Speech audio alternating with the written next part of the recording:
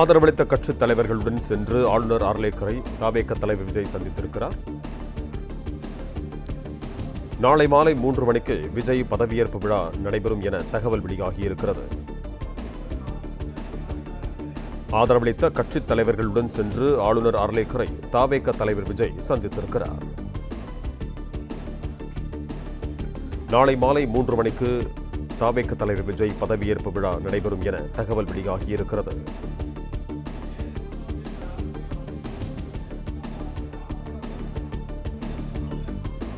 கூடுதல் விவரங்களோடு இணைகிறார் எமது செய்தியாளர் மாணிக்கம். நீங்க தொடரலாம். ஆரவாரம், பட்டாசு வெடித்து விசிலடித்து கொண்டாட்ட மனநிலையில தமிழ்நாடு முழுவதும் இருக்கக்கூடிய தமிழக வெற்றி கழக கட்சியினுடைய நிர்வாகிகள் ஈடுபட்டு வராங்க. ஒரே ஒற்றை காரணம், 5 நாட்கள் தேர்தல் முடிவு வெளியானதுக்கு பிறகாக தமிழக வெற்றி கழகம் ஆட்சி அமைப்பதற்கு தேவையான பெரும்பான்மையை பெற்றிருக்கிறார்கள். இந்த ஒரு கொண்டாட்டம் தான், இந்த ஒரு காரணம் தான் இந்த கொண்டாட்டத்திற்கான காரணமாக மாறி இருக்கிறது. தமிழக வெற்றி கழகத்தினுடைய தொண்டர்கள் தமிழ்நாடு முழுவதும் எப்பொழுது விஜய் முதலமைச்சராக பதவியேற்பார் என்ற ஒற்றை கேள்வியின் முனையில் தொடர்ந்து தொலைக்காட்சி பெட்டிகளுக்கு முன்பாக அமர்ந்திருக்கக்கூடிய அந்த தருணத்தை தற்பொழுது கடந்திருக்கிறார்கள். தமிழக வெற்றி கழகம் பெரும்பான்மை பெற்றிருக்கக்கூடிய அந்த ஆதரவு கடிதத்தை கொண்டு சென்று தமிழ்நாடு ஆளுநர் ஆர்லேக்கரிடம் தற்பொழுது கொடுத்திருக்கிறார்கள். ஆளுநரிடம் நாளை பிற்பகல் 3 மணி அளவுல பதவியேற்பு விழா நடத்துவதற்கு அனுமதி கேட்டிருக்கிறார்கள். ஆளுநர் என்ன முடிவெடுக்கிறார் என்பதை பொறுத்து நாளை தினம் விஜய் அவர்கள் பதவியேற்கிறார்களா, அவருடன் யாரெல்லாம் பதவியேற்கிறார்கள், அதே போன்று யார் யாருக்கு என்னென்ன துறைகள் ஒதுக்கப்பட இருக்கிறது, கூட்டணி கட்சி சார்ந்தவர்களை விஜய் அரவணைத்து அவருடைய அமைச்சர்கள் இடம்பெற வைக்கிறாரா என்ற அனைத்து கேள்விகளுக்கும் பதில் இன்னும் சில மணி நேரங்களில் கிடைத்துவிடும். ஆளுநர் மாளிகை அதிகாரப்பூர்வமான அறிவிப்பை வெளியிடும், அதன் மூலமாக தெரிந்து கொள்ள முடியும். குறிப்பாக விஜய் அவர்கள் 4வது முறையாக ஆளுநரை சந்திக்கிறார். இந்த 4வது முறை சந்திப்பு என்பது 5 நாட்களுக்குள்ளாக நடைபெற்றிருக்கிறது. தேர்தல் முடிவுகள் வெளியானதுக்கு பிறகாக ஒட்டுமொத்தமான முடிவுகளை தேர்தல் ஆணையம் ஆளுநரிடம் சமர்ப்பித்திருக்கிறது. அந்த முடிவுகளுக்கு பிறகாக தனக்கு இருக்கக்கூடிய 108 என்ற இடங்கள் வெற்றி பெற்றிருக்கக்கூடிய சான்றிதழுடனும் தமிழக வெற்றி கழகத்திற்கு முதல் ஆளாக முந்தியடித்துக் கொண்டு திமுக கூட்டணியிலிருந்து பிரிந்து சென்ற காங்கிரஸ் கொடுத்த 5 எம்எல்ஏக்கள் ஆதரவு கிடைத்துடனும் முதல் முறையாக ஆளுநர் மாளிகையில் விஜய் அவர்கள் தன்னை முதலமைச்சராக பதவி பிரமாணம் செய்து வைப்பதற்கான உரிமை கோரலை ஆளுநரிடம் கொடுத்திருந்தார். ஆனால் அதற்கு மறுநாளே ஆளுநர் விஜய் அவர்களை அழைத்து, உங்களுக்கு பதவி பிரமாணம் செய்து வைக்க வேண்டும் என்றால் அதற்கான பெரும்பான்மை என்னென்ன 118 காட்ட வேண்டும், அதை உறுதிப்படுத்த வேண்டும். காரணம், தாங்கள் கொடுத்திருக்கக்கூடிய கடிதம் என்பது 118 பேருக்கு இருக்க வேண்டிய கூட்டணியில் நீங்க தமிழக வெற்றி கழகம் 108, அதே போன்று காங்கிரஸ் 5 என கூடிய நிலையில் அது பெரும்பான்மைக்கான எண்ணாக அமையவில்லை. எனவே பெரும்பான்மைக்கான எண்ணுடன் வாருங்கள் என்று விஜய் அவர்களை தெரிவித்திருந்தார்கள். இந்த சூழல்ல தமிழக வெற்றி கழகம் மற்ற கட்சிகளை தொடர்ந்து நாடி தங்களுக்கான ஆதரவு வழங்குவதற்கான தேர்தலுக்கு பிந்தைய கூட்டணி அமைப்பதற்கான பெரும் முயற்சியில் ஈடுபட்டு அதில் தற்பொழுது வெற்றி பெற்றிருக்கிறார்கள். நேற்றைய தினம் கம்யூனிஸ்ட் கட்சியில இந்திய கம்யூனிஸ்ட் கட்சி, மார்க்சிஸ்ட் கம்யூனிஸ்ட் கட்சியிடம் ஆதரவு கேட்டார்கள். அந்த ஆதரவு அடிப்படையில் அவர்கள் முடிவெடுத்து தமிழக வெற்றி கழகத்திற்கு ஒற்றை காரணத்தில் ஆதரவளிப்போம் என்று முடிவெடுத்திருக்கிறார்கள். தமிழகத்துல ஆளுநருடைய ஆட்சி நடைபெறக்கூடாது, குடியரசுத் தலைவருடைய ஆட்சி நிறுவுவதற்கு முன்பாக மக்களால் தேர்ந்தெடுக்கப்பட்ட ஒரு கட்சி ஆட்சி அமைக்க வேண்டும், நிலையான ஆட்சி கொடுக்க வேண்டும் என்ற ஒரு ஒற்றை காரணிக்காக விஜய் அவர்களுக்கு ஆதரவு அளிப்பதாகவும், அதே நேரத்தில் ஒரு மதச்சார்பற்ற அரசு வர வேண்டும், தேர்தலில் திமுக கூட்டணியை சந்தித்து தேர்தலில் திமுக கூட்டணியுடன் போட்டியிட்டதற்கான காரணமே மதச்சார்பற்ற ஒரு அரசு அமைய வேண்டும் என்ற நோக்கம்தான். அந்த நோக்கம் ஈடேறுவதற்கு விஜய் அவர்கள் முதலமைச்சர் ஆவதில் தங்களுக்கு எந்த ஒரு மாற்று கருத்தும் இல்லை என்ற ஒரு நிலைப்பாட்டிற்கு 2 கம்யூனிஸ்ட் கட்சிகளும் 4 மணி நேரம் செயற்குழு கூட்டத்துக்கு பிறகாக அந்த முடிவை எடுத்தார்கள்.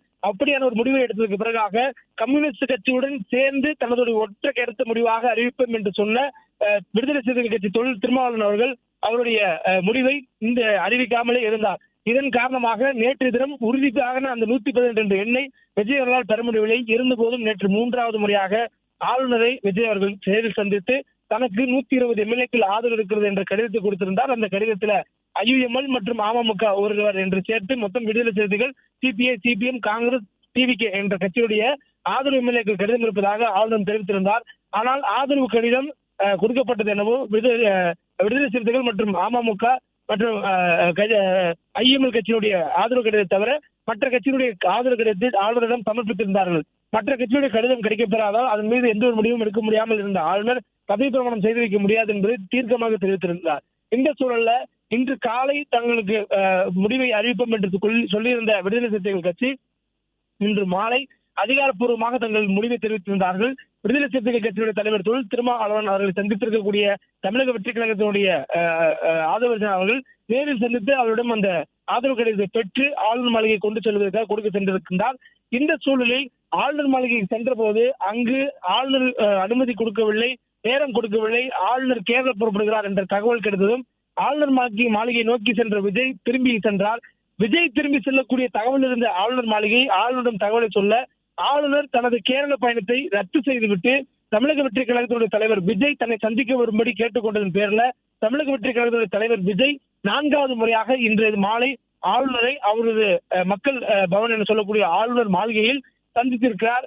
தற்பொழுது அவர் கொடுத்திருக்கக்கூடிய ஆதரவு கடிதத்துல தமிழக வெற்றி கழகத்தினுடைய சட்டமன்ற உறுப்பினர்கள் எண்ணிக்கை 107, அதே போன்று காங்கிரஸ் கட்சியுடைய சட்டமன்ற உறுப்பினர் எண்ணிக்கை 5, விடுதலை சிறுத்தைகள், இந்திய கம்யூனிஸ்ட், மார்க்சிஸ்ட் கம்யூனிஸ்ட் மற்றும் IUML கட்சியினுடைய சட்டமன்ற உறுப்பினருடைய எண்ணிக்கை தலா 2 என்பதை சேர்த்து மொத்தம் 120 சட்டமன்ற உறுப்பினருடைய ஆதரவு கடிதத்துடன் ஆளுநரை சந்தித்திருக்கிறார் 4வது முறையாக. இந்த முறை ஆளுநரிடம் கடிதம் கொடுத்தது மட்டுமில்லாமல் தன்னுடன் யாரெல்லாம் பதவி ஏற்பதற்கான வாய்ப்பு இருக்கிறது என்பதை தெரிவித்திருக்கிறார். ஆளுநர் நாளை பிற்பகல் 3 மணி அளவுல பதவி பிரமாணம் செய்து வைக்க வேண்டும் என்று கேட்டிருக்கிறார். அதற்கான பதவி ஏற்பதற்கான விழாவை ஏற்பாடு செய்யும்படி கேட்டிருக்கிறார். ஏற்கனவே 7ஆம் தேதி பதவி ஏற்பதற்கான ஏற்பாடுகளை முன்வந்து செய்திருந்த பொழுது சென்னை நேரு உள்நாட்டு அரங்கத்தில் பதவியேற்பு விழாவுக்கான ஏற்பாடுகள் செய்யப்பட்டிருந்தது. இந்த சூழலில் நேற்றைய தினம் ஆளுநரை சந்தித்து விஜய் அவர்கள் கடிதம் கொடுத்த போது இன்று அவர் பதவி பிரமாணம் எடுத்துக் கொள்ளக்கூடிய விழா நடைபெறும் என்று எதிர்பார்க்கப்பட்டது. இன்றைய தினமும் அது நடைபெறாத சூழல்ல நாளை பிற்பகல் 3 மணி அளவுல பதவி ஏற்பு விழாவுக்கு விஜய் அவர்கள் ஆளுநரிடம் நேரம் கேட்டிருப்பதாக சொல்லப்பட்டிருக்கிறது. ஆளுநர் என்ன முடிவு எடுக்கிறார் என்பதை பொறுத்து அதிகாரப்பூர்வமாக விஜய் அவர்கள் பதவியேற்கக்கூடிய அந்த நேரம் அறிவிக்கப்படும். மேலும் ஆளுநர் கொடுக்கப்பட்டிருக்கூடிய இந்த 120 பேருடைய கடிதத்தையும் பரிசீலித்து அரசியலமைப்பு சட்டத்தின்படி இருக்கக்கூடிய வாய்ப்புகளை பயன்படுத்தி முடிவெடுப்பார் என்ற தகவலும் ஆளுநர் மாளிகையின் மூலமாக சொல்லப்பட்டிருக்கிறது.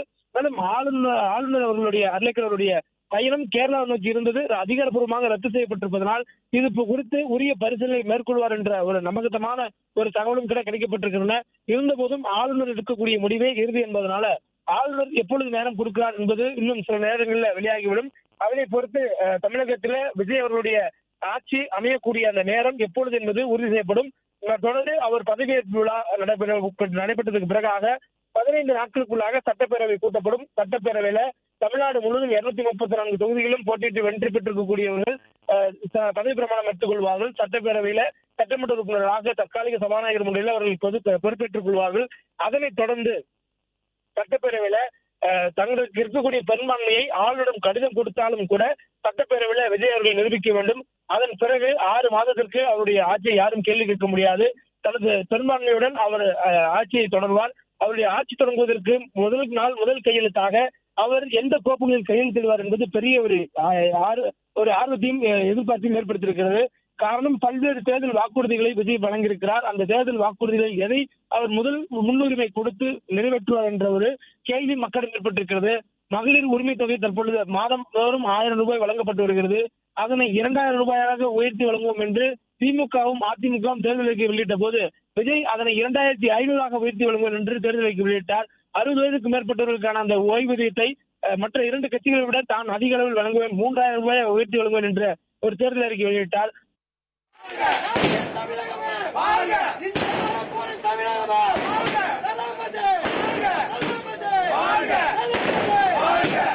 இங்கே மனிதர்கள் மீண்டும் கொண்டாட்ட தொடங்கும்.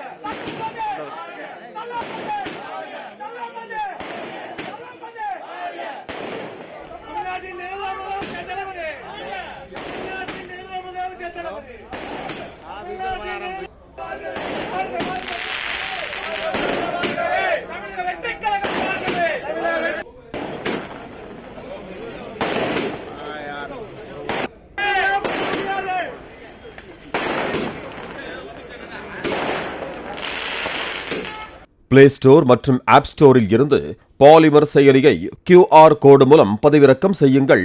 செய்திகளை உடனுக்குடன் பெறுங்கள்.